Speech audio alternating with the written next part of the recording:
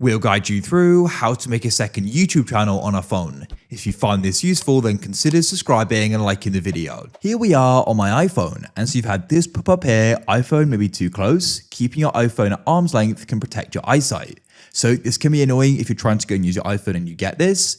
Just remember though, this is ultimately a safety feature for going and protecting your eyesight. But if you want to go and stop this from popping up and go and turn it off, we'll guide you through this step by step. But yeah, ultimately it is a safety feature.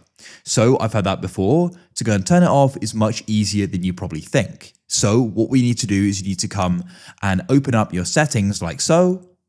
In your settings, what you then need to do is go and scroll down and you need to go and find the option for screen time. So what you need to do in here is go and tap on it like so. Then you want to go down into the section limit usage. And in here you should go and find the option for screen distance. Reduce eye strain, tap on it.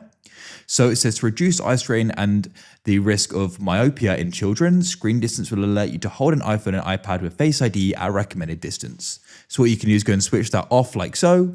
You need to go and enter in the screen time passcode. If you know it, go and enter it.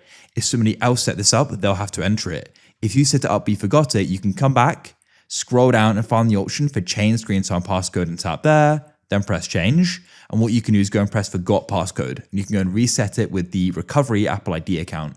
And then you can change the passcode, come to screen distance and turn it off.